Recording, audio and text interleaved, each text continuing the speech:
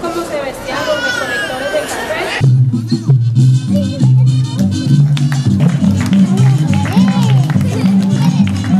We celebrate all the festivals with our friends and families. For example, Holi, Easter, Diwali, Eid and Christmas. Jai Hind, Jai Bharat. La nostra bandera l'ensenyera. Vet aquí una vegada hi havia una guerra. Hi havia molts ferits. Un era Guifé el Pilot. Estava quasi a punt de morir. El rei li va passar la mà per on tenia la sang i amb els 4 dits amb la sang va estampar l'escut, que va quedar amb 4 barres vermelles. Y vamos a cantar una jota. Como vienes del monte, vienes airosa, vienes airosa, vienes airosa.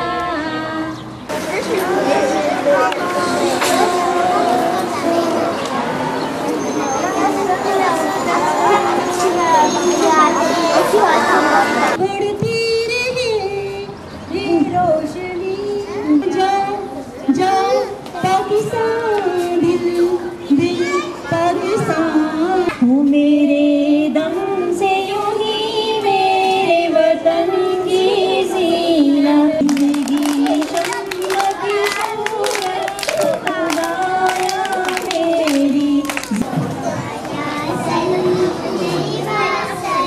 Quan ens posem els mals així com ha posat la Savera, vol dir que diem en els déus que els doni pau i tranquil·litat, i tots els de Pakistan i tots els d'Índia, tots ells que mai més ens barallem. Un niño puede salvar la vida. Había una vez un chico, se llamaba Gopal. En su pueblo gente son raros, piensan que jubilados son pues, basuras, porque él tenía abuelo que va a cumplir 60 años. Rubén y yo vamos a cantar una canción que es en euskera.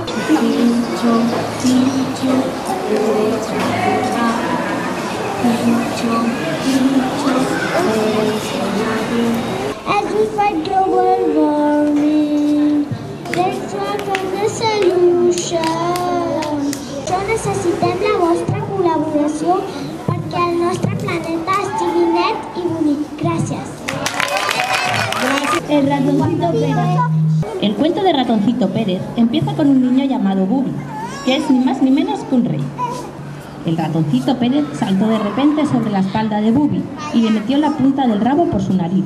Estornudó estrepitosamente el reyecito y por un prodigio maravilloso que nadie hoy ha podido explicar, quedó convertido en el ratón más lindo.